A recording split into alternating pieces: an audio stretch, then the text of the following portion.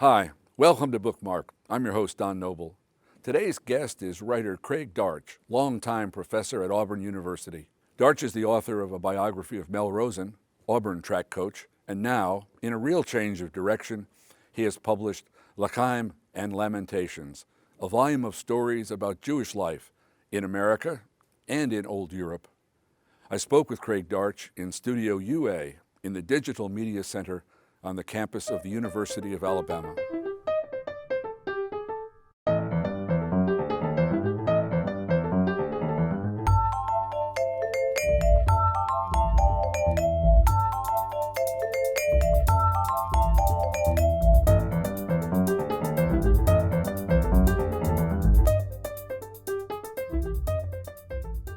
Mr. Darch, it is a pleasure to see you. Well, thank you very much. It's a pleasure to be here, believe me. I read your book. I liked it.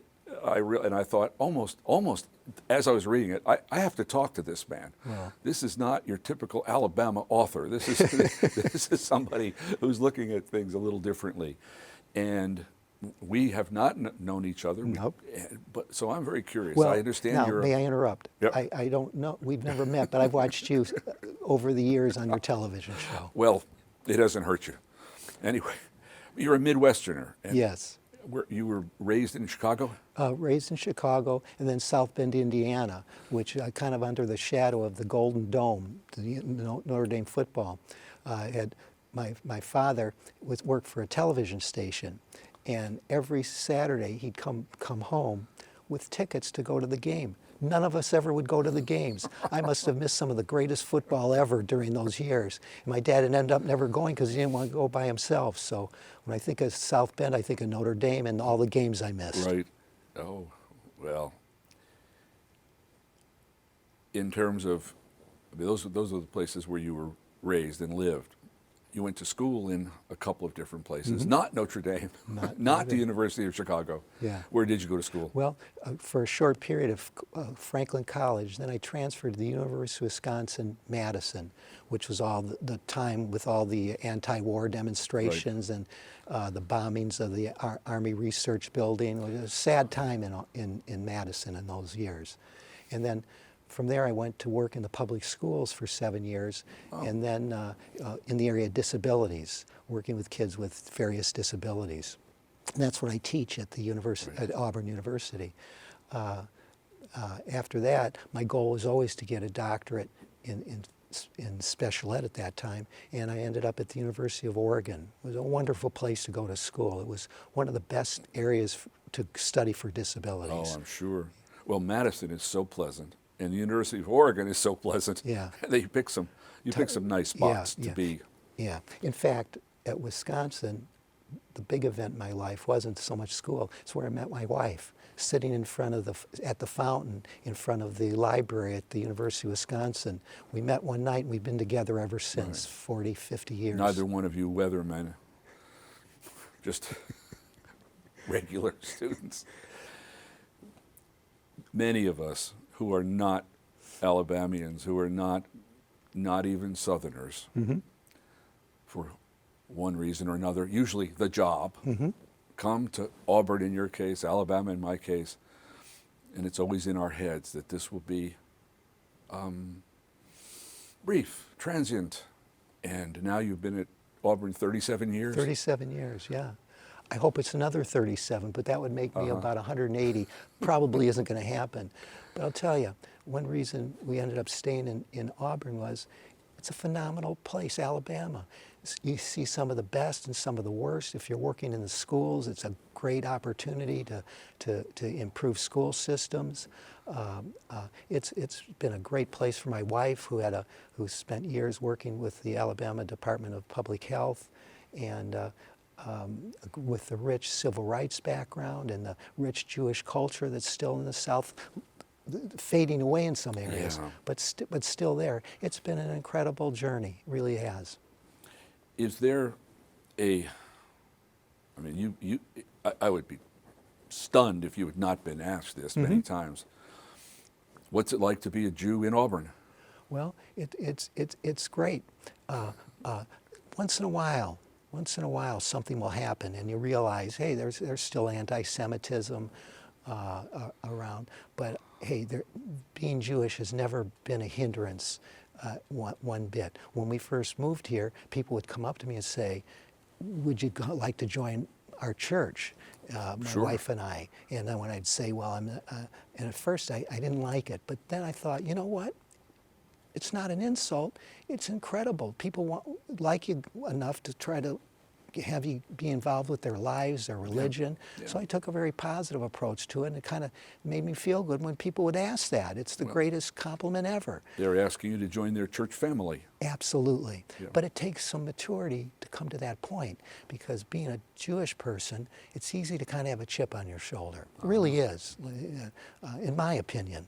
And so you got to kind of look at things from a different angle. And when you do that, you really see you're missing out if you don't if you don't assimilate on a level. Still hold your values, hold your religion, hold your philosophy and values, but make sure that you're engaged with others in a way that enhances both parties. Do not hold yourself aloof. That's a good one. Absolutely. The book that we're really here to talk about, L'Chaim, and we will, but I was surprised. I learned that you had written an earlier book about the only other Jewish person in Auburn.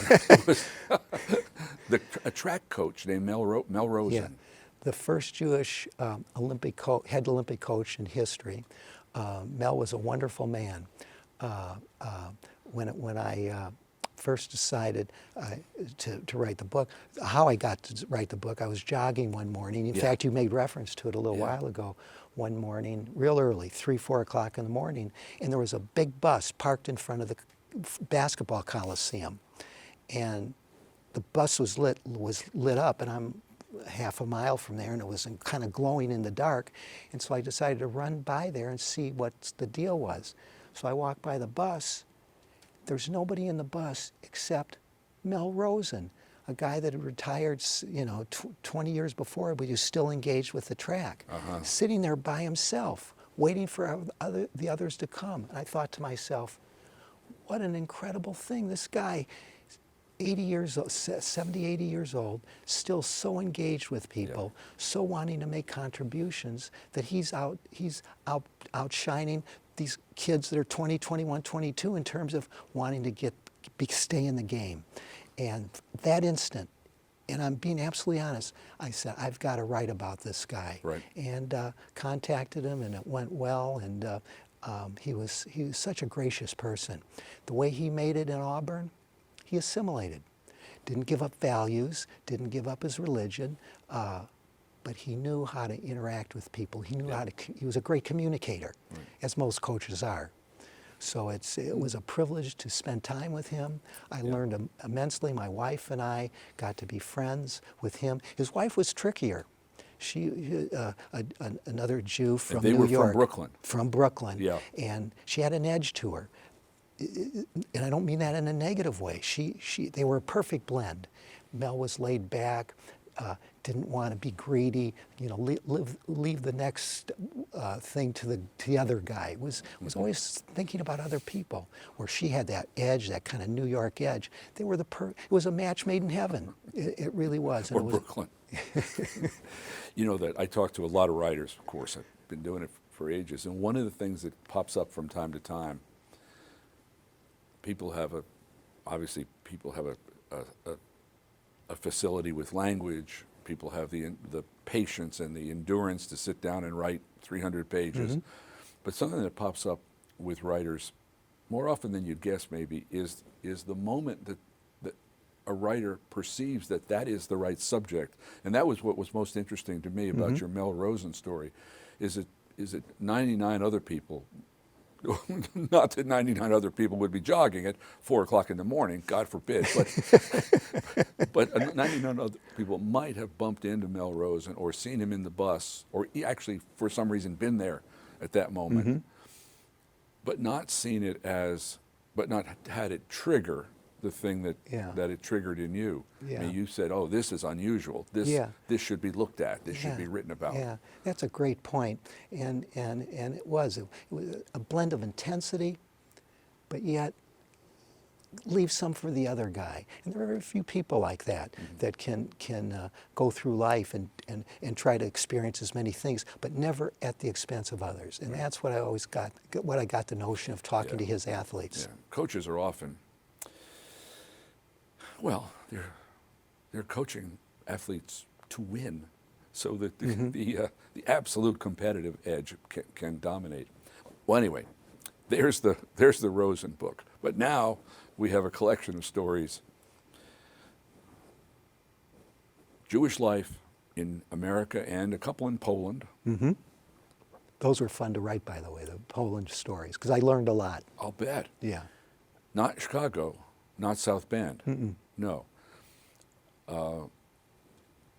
Manhattan, actually, New York City, and Poland.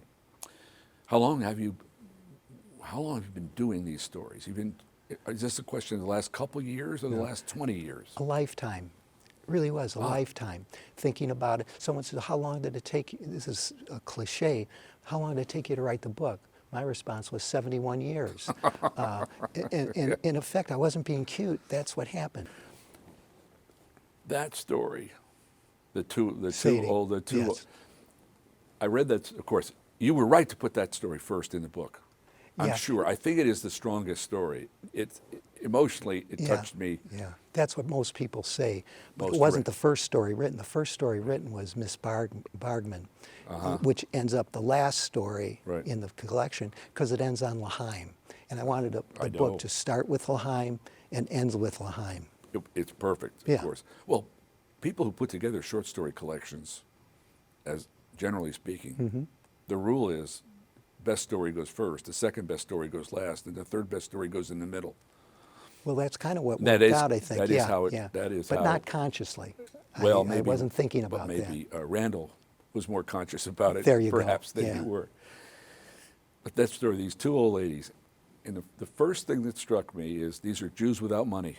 And as I read through the book, I said, in one story after the next, these are mainly all, there's a Saperstein and Company that's a company, they're prospering, but mostly these are poor people. Yes. It is a stratum of Jewish life in America, never mind Poland, but in America that's not explored a lot. No. In fact, when people that are unaware of things think about Jews and they think everybody's rich. They have the best of this, the best of that. And the reality is there's a whole, like you say, strata of people that don't measure up in terms of income, in terms of power, but they lead these remarkable lives. And what was going through my mind in this, writing L'Chaim and Lamentations was to kind of show that some of these people that are kind of living on the edge, isolated, not getting their fair share in a way, would be a great subject to write about and to think about and so forth. So, who gets his fair share? No, it's hard to get. Those two old ladies, though, both poor, both widowed. They were put together by a Jewish agency for placing people who needed a roommate, basically. But I thought, as I moved along through that story, I thought there was a lot of bickering, but it was a story about love. Really, Absolutely. those two women are connected in a positive, powerful way. Yeah, yeah. It was. They always. What I wanted to show was they both knew where the line was. They never crossed the line in terms of the bickering, the insults, the lack of kind of understanding. It went up to the edge, but never over, because then they couldn't have a relationship. There would be no respect. There was a level of respect. And what I wanted to do in this collection, and whether I did or not, that's up to other people to decide, was to paint characters that were respectful, that I respected them, they respected each other, and good or bad things could happen, but there was a level of reality, that they interacted on a level where each got his share, and not taking, as the writer, not taking pot shots at him, making him look bad for the sake of a laugh here or a laugh there. No, it's Sadie, who is aware that it's their first anniversary of living together. And she's the harsh one. She's the red diaper baby. She's the old labor union, at least socialist. But she's also more sentimental than she appears, which is lovely. There's the last Jew in Krosizin, yes, in Poland. And I thought there was, in terms of the way that things work out, there's a kind of a link between the New World and the Old. And that link, for me, was Wasserstein, is it? What's his name? Wasserman. Wasserman. Yeah. Wasserman's Ride Home. Because there he is on the train in New York, and American neo-Nazis appear. Yeah, and it could end up being a very combustible situation. And that story was an interesting one. I had real reservations about it, and the reason was that I'm not the person to write about the Holocaust. I mean, I don't have the background, I'm not a scholar in that area, but what I do know, though, is people that maybe survived and what happened to them once they got here. And what you find out about survivors, like, they never talked about it. To their children, to their families, to their friends, it was a subject that was taboo. And because of that, these wounds never, ever healed. Not that they ever could, but it was kind of a sad situation. So on that story, I thought the tough part was to kind of do a middle row where you're not focused so much on the Holocaust. That's not the story for that, but what happens when they came home. And for this guy he's completely lonely by himself. It's kind of a sad situation. Yeah. And having survived Auschwitz, having survived the train ride to the concentration camp, now he's on a train ride and the Nazi has come to him in Brooklyn or wherever it is. The trick in that story, I thought, the place that made a turn that I found unexpected was his wife and child. Yeah. She has taken on the hate of her Nazi husband, I think. Yes, Or absolutely. is she just pretending? No, I thought it was very real because in the story, when she goes on the attack, her whole body changes. It was like it was a mask before. He was seeing what he wanted to see, but beneath that mask, boy, you better watch out. And it was a fun, in some ways, a fun story to write, not so much because of the subject, but the interaction of particularly the husband and the wife. Yeah, he was brutal. Yeah, Wasserman wanted to reach out and help this woman and save her, and it turned out that she didn't. She didn't know she wanted saving. Let's put it that way for sure. Yeah. And she's a sort of a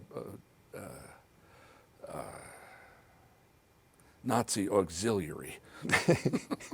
Just dreadful. Yeah, but there's a good in police. There was a Jewish heritage to her. It may not have been her parents, but somewhere down the line, He sensed it. He sensed it Yeah. and absolutely knew. That's why he thought she was someone approachable. Yeah. But it's interesting to see someone when they're so sure and they believe in it and they want to feel like their perceptions are right.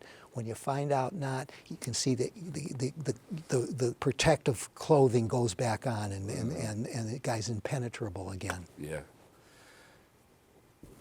From the first story to the last, literally.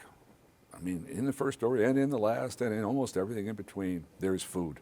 There's always food. You got that right, yep. It's matzo balls here or it's corned beef there, whatever. One of the stories, though, takes place in a deli. And I read that and I thought, this is the world. This is the microcosm of Darch's world. You got everybody in there. Oh, How many characters? It's an ensemble. There's a lot of characters. In fact, I was going to count them before the show, and I forgot. There's a lot. Yeah, there's a lot. But you know how that story got written? When I was about 7 or 8 years old, my mom and dad would take us to a Jewish delicatessen in Chicago called Ashkenazi's. It was phenomenal. Unbelievable food. We walked in there and you got struck with the aroma of matzo ball soup, chopped liver, garlic, pastrami. But that's not what caught my attention. Every time I walked with my mom and dad to Ashkenazis, there were 3 old men sitting in the corner. Why they caught my attention, to this day I don't know, but I became not obsessed, but who are these 3 guys? They were kind of disheveled, and occasionally you'd hear someone slam the table. They were in an argument or so forth. I never forgot those guys. 20 years passed. They're still in the back of my mind. 30 years, 40 years, 60 years. I said, I've got to write about these 3 guys and kind of define what they really were. And those 3 old men sitting in the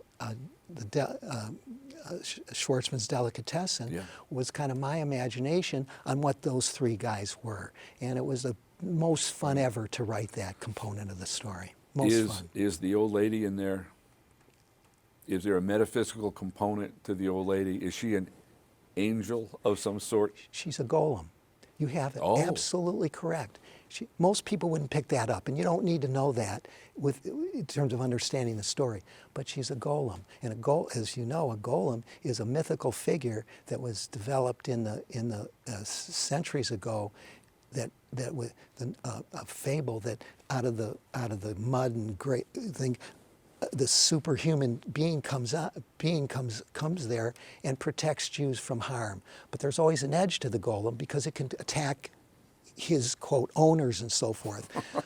Boy. And so my understanding of the golem was that old woman who was cranky and mean-spirited, had that edge, but was a protective. Everything worked out the way she wanted it. Because periodically during the story, God is telling her, what's going on? Get your act in gear. And she's always has that conversation. Give me a break. I'll do it when the right time comes. The cantor gets his voice back. And who's it, Magic? The waiter. The waiter. He has a catastrophe, which I was happy to see, really. He deserved it. He deserved it. I didn't particularly like it. But I thought there's an agency here. Somebody is, and it was the old lady who's in some way or other supernaturally moving things around. Assimilation. I'm of course very fond of the literature of the Jewish American Renaissance, the Bellows and Roths and Malamuts and Cynthia Ozick and Grace Paley and so on. It's wonderful stuff. And one of the things that I used to see in that literature was the danger to the world of Jews, the manifest, monstrous danger was the Holocaust. The secondary danger, the one that happens in New Jersey and in Brooklyn, is assimilation in the sense of things changing, and the kids are eating hot dogs and dating blonde shiksas, and things are, it's hard to hold things steady. And that Kaddish for 2 seemed to me in that category is, I don't think this is a simple question, or maybe an unanswerable question, but the boy, not a boy, he's 30 some years old, this young man is gay. His mother wants to know why he's not married, and finally he has to say why he's not married. I don't know why it struck me as an assimilation issue rather than just simply a sexual orientation issue, but it did. Is there an element of that in that for you? Absolutely. You understand what I'm? Yeah, what absolutely. I mean? In terms of assimilation, in terms of culture, Orthodox Jews, for example, very harsh with regard to gay marriages, gay people. So it's a notion of that as Jewish men and women that aren't Orthodox, that grow in time, there's much more opportunity to kind of to meet your own goals, but you still have a pushback. In his case, it was his mom and dad. Oh, yeah. The best line in that story, in my case, was when the mother's perplexed, why don't you get married? And she says to her husband, I can't picture it. I can't picture what that means. And the husband says, you don't want to picture it. That's exactly. I laughed out loud. I mean, I really did. I thought, right. Sadie, don't do it. Don't even think about it. I guess we don't have much time left, but it popped into my head. This is the kind of thing that would not happen back in Poland. Oh, no, absolutely not. Yeah. The structure was so rigid, so Right. powerful. But you look at Tevye's stories in terms of Fiddler on the Roof. That's what happened to all his daughters. One went to marry a Russian. One did this Yes, and this. right. Completely out of his control. Completely. Yeah. So That's what daughters do. They marry whoever they want to. you got that right. We only have a minute left. Good. And here you are, a grown man with 2 books, but still time to write some more. What in the future would readers of L'Chaim be looking for from you? Well, I'm working on another short story volume. I've got good start on 2 stories, Good. and I'll come out. But primarily, I've been working on a story, not quite as pleasant, about a guy who I know in school who was one of the most vicious anti-Semites I'd ever met. He hated everybody, African Americans. If you weren't him, he hated you. I mean, the guy, and always predicted that things were going to go bad for him. Well, I ended up looking him up, and he ended up being a big-time drug dealer. Spent 35 years in prison. Oh, and good. now it's kind of turned around a little bit, at least in his mind. So I'm writing a kind of a memoir biography on this guy, and it entails child abuse, physical abuse, sexual abuse, and it's a powerful story. So I'm closing up on that. So that's something that's coming down the pike. Well, you stay at work. And Absolutely. when it comes out, I'll be happy to read it. Well, thank This has you. been a pleasure. Thank My you, Craig. pleasure. Thank you so much for having me.